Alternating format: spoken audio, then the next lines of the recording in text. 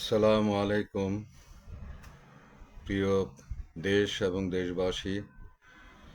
আর শুভেচ্ছা জানাচ্ছি আপনাদেরকে। আসলে মনটা ভালো না। মনটা ভালো না কারণ হলো গিয়ে যে আমি এর আগেও ভিডিওগুলোতে এই কথাগুলো বলেছি, তারপর আবার বলতে হচ্ছে। আমরা যে অধৈর্য জাতি, এটা জানি আমরা আমরা ধৈর্য ধরতে পারি না, এবং ধৈর্য না ধরার জন্য আমরা আমাদের বহু অর্জন কিন্তু এর আগেও আমরা নষ্ট করেছি। এখনো কিন্তু একই জিনিস কিন্তু দেখতে পাচ্ছি। আর এখন যে সময়টা, সেই সময়টা তো আসলে অনেক ষড়যন্ত্র হচ্ছে। সেই ষড়যন্ত্রের সময় আমরা নিজেরাই কিন্তু সুযোগ করে দিচ্ছি ষড়যন্ত্রকারীদেরকে। আমরা পথ করে দিচ্ছি যে যারা ষড়যন্ত্র করছে তারা যেন খুব তাড়াতাড়ি আমাদেরকে সরিয়ে দিতে পারে, আমাদের অর্জন যেন আমরা নষ্ট করে ফেলতে পারি। তো সেই জন্যই আজকে আবারও আমি আপনাদের সামনে কথাগুলো উত্থাপন করছি। তার কারণ হলো গিয়ে যে এরই মধ্যে আমি যেটি দেখেছি, অনেক গুলো ভিডিও আমি সোশ্যাল মিডিয়াতে আমি দেখেছি যে এই ছাত্র জনতার আন্দোলন যারা মানে সামনে যারা ছিল, তারা এখন এই পরিবর্তনের সরকারের মধ্যে কয়েকজন আছেন, বাকিরা বাইরে থেকেও নেতৃত্ব দান করছেন।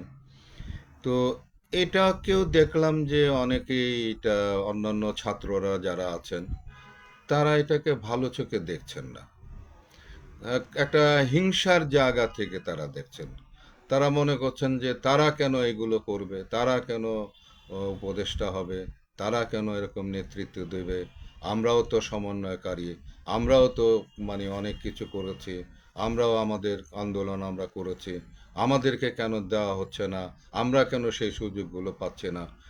এই সমস্ত নানান কিছু কিন্তু আমি দেখছি কিন্তু, এবং বডি ল্যাঙ্গুয়েজ খুবই খারাপ, খুবই খারাপ। যেভাবে মাইকের মধ্যে চিল্লায়া কথা টথা বলা, এবং যেভাবে তাদের বিরোধিতা করা, আর এই যে সরকারকে নিয়ে নানান রকমের কথা অলরেডি যেভাবে শুরু হয়েছে, এটা তো খুব ভয়াবহ ব্যাপার কিন্তু। আর ভয়াবহ এর জন্য কিন্তু আমি বলবো যে আমরা যারা অনেক রিস্ক নিয়ে, অনেক কিছু ত্যাগ করে আমরা যারা এই আন্দোলনের সঙ্গে শরিক হয়েছিলাম, আমরা ভয় পাচ্ছি ওই কারণের জন্য যে আবার যদি এই সরকার যদি ব্যর্থ হয়, এই আন্দোলন যদি ব্যর্থ হয়ে যায়, তারা যদি আবার ফেরত আসে, তাহলে আমাদের অবস্থান কি হবে, আমাদের কি পরিণতি হবে, এটা কিন্তু আমরা কেউ কিন্তু ভেবে দেখছি না কিন্তু। তো যে কারণের জন্যই আজকে আমি এই কথাগুলো বলছি। আজকে যারা মানে এই সামনের সারিতে যারা নেতৃত্বের জায়গায় আছে, তাদেরকে যদি আপনারা এরকমভাবে হিংসা করেন, এরকমভাবে যদি আপনারা উত্তেজিত হন, তো আপনাদেরকে একটা কথা বলবো যে এই আন্দোলনে কি শুধুমাত্র আহ, মানে কিছু নেতৃত্ব দিয়েছে, যার ফলেই কি এই আন্দোলন সফল হয়েছে? এখানে তো লক্ষ লক্ষ মানুষ, ছাত্র জনতা সকলে মিলে, লক্ষ লক্ষ। তো এখন মনে করেন যে সেই লক্ষ লক্ষ মানুষ যারা ছিল, তাদের সকলকেই কি আপনার গিয়ে এই সরকারের উপদেষ্টা করবে? কারণ সকলেরই তো মনের মধ্যে আসা যে আমাকে কেন করলো না, আমাকেও করা উচিত। তো এইরকম এই যে ভাবনা, এই ভাবনা কি লক্ষ লক্ষ মানুষকে কি এটা করা সম্ভব? তারপরে আপনাকে আরও কিছু আমি বলবো যে আমাদের যে সমস্ত যারা শহীদ হয়েছেন, যারা আহত হয়েছেন, তাদেরকেও তাদের পরিবার এবং তাদেরকেও কিন্তু মানে ধৈর্য ধরতে হবে। কারণ এরই মধ্যে আমি দেখলাম যে বেশ কিছু মানে প্রধান উপদেষ্টার সঙ্গে দেখা করতে চাইলেন। তো প্রধান উপদেষ্টা বোধহয় দেখা করতে পারেন না, উনি তো বোধহয় এখন বাইরেও আছেন আর কি, খুব সম্ভবত আর কি। তো এই যে এই জিনিসগুলো আপনি মনে করেন যে আজকে যদি আন্দোলনটা সফল না হতো, তাহলে আমাদের কি অবস্থা হতো? আপনারা খালি একবার চিন্তা করুন, আমরা কেন ধৈর্য ধরছি না? আর তারপরে তো আমি যতদূর জানি যে চিকিৎসার জন্য সকল মানে সরকারি বেসরকারি সমস্ত হাসপাতালগুলোকেই কিন্তু বলা আছে যে সেখানে কিন্তু তাদের চিকিৎসার সমস্ত ব্যয়ভার কিন্তু তারা বহন করবে। তো সেই জায়গায় যদি কেউ মানে কোনো হাসপাতাল যদি সেটি না করে, তাহলে তো তাদের বোধহয় যোগাযোগ করারও একটা নাম্বার দেওয়া হয়েছে, যোগাযোগের একটা জায়গা দেওয়া হয়েছে, সেখানে মানে আপনারা তো যোগাযোগ করতে পারেন। তো এই যে সকল দিক থেকে যেভাবে মানে আসলে মানে আপনার গিয়ে সমালোচনা হচ্ছে, এত সমালোচনা মানে এত কিছু, তাহলে তো মানে আপনার গিয়ে এটি তো মানে শুধু আপনার আমার মধ্যে এই সমালোচনাগুলো থাকে না, সারা পৃথিবীতে এগুলো কিন্তু ছড়িয়ে পড়ছে কিন্তু। তো তখন তারা কি মনে করবে আসলে আমাদের এই জাতি হিসাবে আমাদেরকে কি মূল্যায়ন করবে আমাদের? আর তারপরে সরকারকে এখন যে বিদেশিরা মানে বিশেষ করে যারা ষড়যন্ত্র যারা করছে, তারা তো মানে হাসির মধ্যে আছে, মানে খুবই আনন্দের মধ্যে আছে। যে আনন্দের মধ্যে এর জন্য আছে, আমি দেখেন আমি কয়েকটা কথা বলি কেন আনন্দের মধ্যে থাকে। আমি অনেক আগে কিন্তু একটা আহ, মানে গল্প আমি শুনেছিলাম, জোকের মতো আর কি, জোকস আমি শুনেছিলাম। সেটা ছিল কি যে একজন ভালো মানুষ আল্লাহর কাছে মানে মানে প্রার্থনা করে যে সে দোজখ দেখবে। তো তাকে দোজখে নিয়ে যাওয়া হয়, সে ঘুরে ঘুরে দোজখ দেখছে। বিভিন্ন জাতির জন্য আলাদা আলাদা দোজখ আছে। তো সেই দোজখের মধ্যে মানে খুব কড়া কড়া মানে পাহারাদার সিকিউরিটি আছে, কিন্তু এক জায়গায় আসলে এসে দেখে যে সেই জায়গায় ওই পাহারাদাররা সিকিউরিটিরা ঘুমাচ্ছে, কোনো টেনশন নাই তাদেরকে। তো সেই ভদ্রলোক জিজ্ঞাসা করলো যে আচ্ছা আপনারা এখানে ঘুমাচ্ছেন, কোনো টেনশন নাই, এটা এটা কোন জাতির দোজখ? তো আপনারা যে কোনো রকমের টেনশন করছেন না, বলো যে এটা বাঙালি জাতির দোজখ। তো বলে তাহলে আপনারা টেনশন করছেন না, বলো যে অন্যান্য যে দোজখগুলো আছে সেখান থেকে প্রত্যেকেই চায় দোজখ থেকে বেরিয়ে যেতে এবং একজন আরেকজনকে সাহায্য করে। যখনই কেউ উঠে আসে তখন তাকে আমরা পিটিয়ে তাকে নিচে নামায়। আর এই দোজখের মধ্যে যেই উঠতে চায় তো নিচ দিয়ে আরেকজন পা ধরে টাইনা তারা নামায় ফেলে। তো কাজেই আমাদের কোনো কিছু করতে হয় না কিন্তু। তো এই যে আমরা কিন্তু এইরকম একটা জাতি কিন্তু এখনো কিন্তু আমি সত্যি কথা বলতে কি যে আমরা কিন্তু এখন এই কাজটাই কিন্তু করছি কিন্তু। আমরা কারো ভালো দেখতে চাচ্ছি না কিন্তু।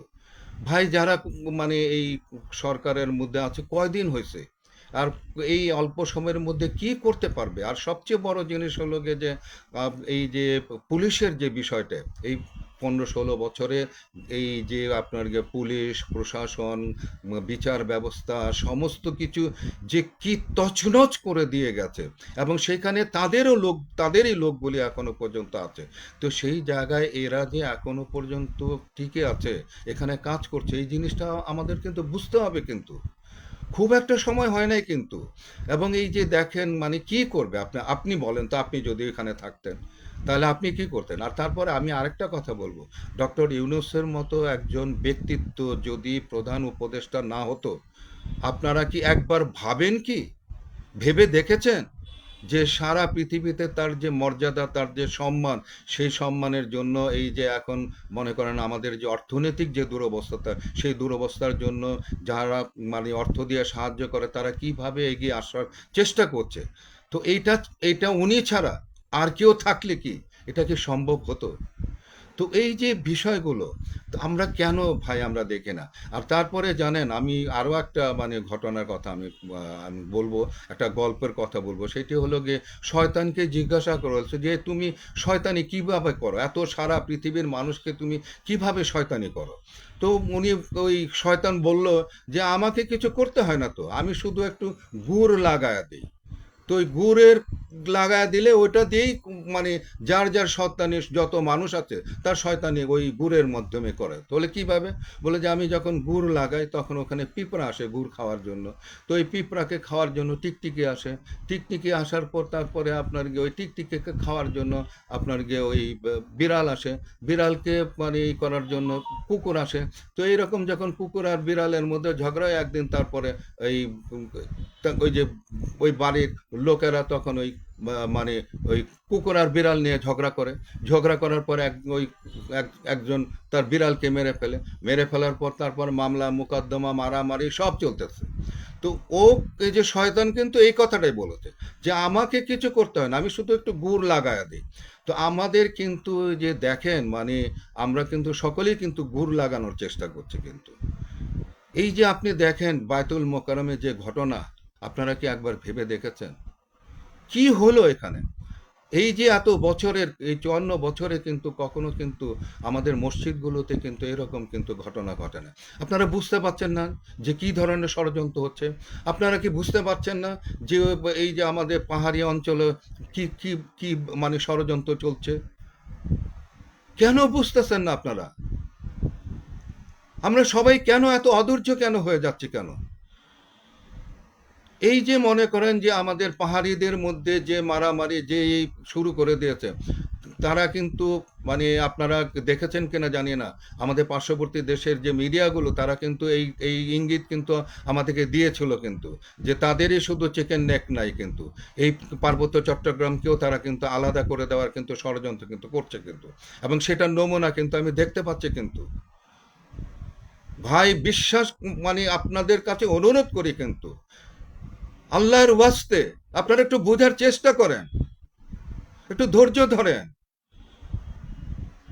আরো যদি মনে করেন 20 বছর মানে 15 বছর যদি এই ওরা যদি থাকতো, তাহলে কি হতো?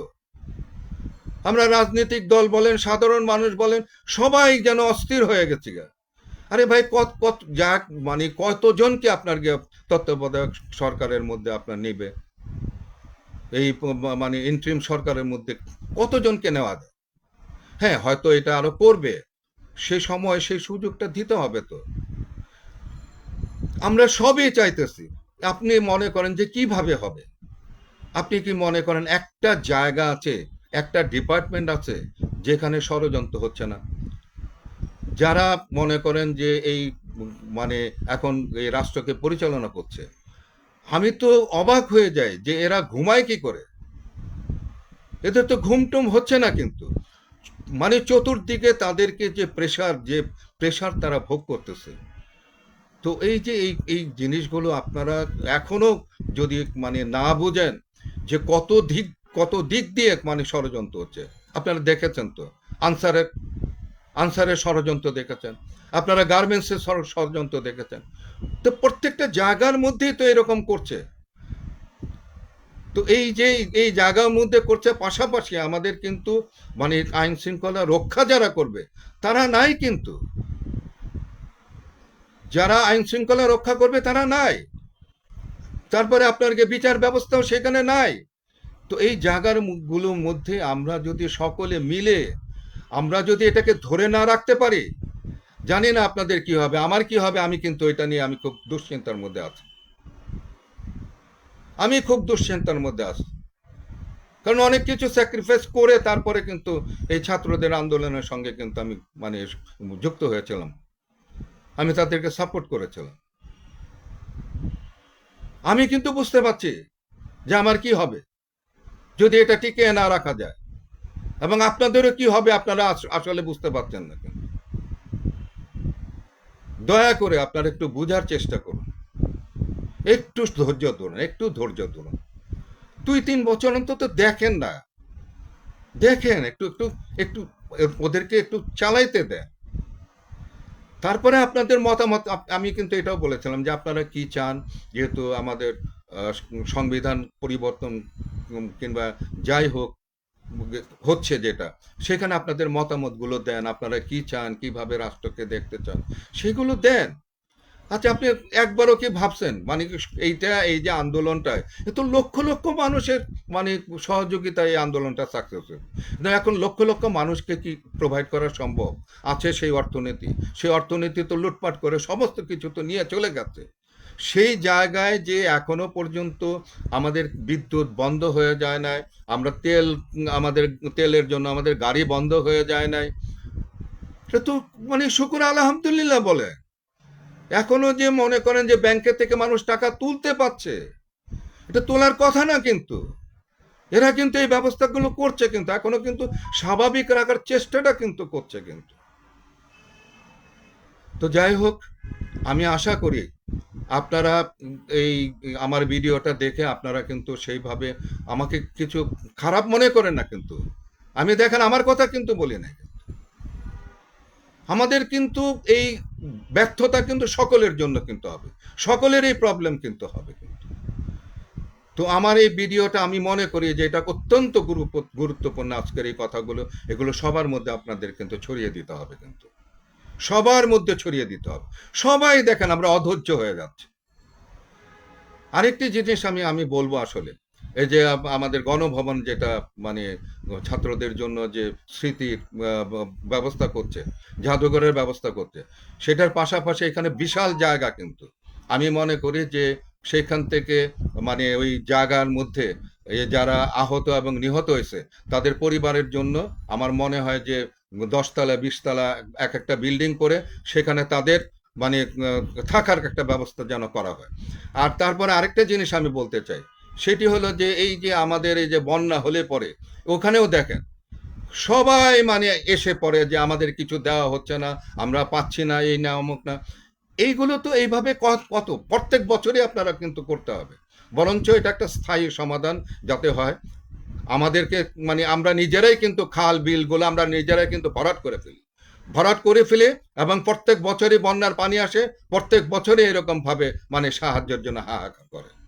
তো আমার মনে হয় যে এগুলো স্থায়ী একটা সমাধান করা দরকার। আমাদের মানুষগুলোকে কিন্তু সচেতন হওয়া দরকার। এই যে আমরা একটা ডাব খেলাম, সেটা খালে ফেলে দিলাম, আমরা ওইটা করলাম, পলিথিনের টুকরা আমরা নদীর মধ্যে ফেলে দিলাম, এগুলো কি করছে আপনারা? দেশ আমরা নিজেরাই ডুবাচ্ছি, দেশের যে সম্পদগুলো সেগুলো আমরা নিজেরা ডুবাচ্ছি, ডুবিয়ে ডুবিয়ে আমরা নিজেরাই বিপদগ্রস্ত হচ্ছি, আবার সাহায্যের জন্য হাত পাচ্ছি। এগুলো তো করলে হবে না। আমাদেরকে করতে হবে একটা সিস্টেমের মধ্যে, আমাদেরকে যেতে হবে, আমাদেরকে ঠিক হতে হবে। আমরা কিন্তু ঠিক নাই কিন্তু আসলে আমাদের এই মানসিকতা চেঞ্জ করতে হবে। যতক্ষণ পর্যন্ত মানসিকতা চেঞ্জ না হবে এই দেশের সুখ শান্তি আপনারা পাবেন না কিন্তু, আমরা কেউ পাবো না কিন্তু। আল্লাহ আপনাদেরকে আমাকেও আল্লাহ তাআলা আমাদেরকে সত্যিকারে বুঝ দেক, সত্যিকারে বুঝ দেক আমাদেরকে, সত্যিকারে বুঝ দেক আমাদেরকে, যাতে আমরা সেইভাবে বুঝে চলতে পারি কোনটা আমাদের দরকার, কি আমাদের করা উচিত, সেই বুঝ আল্লাহ তাআলা আমাদেরকে দান করুন। আমিন।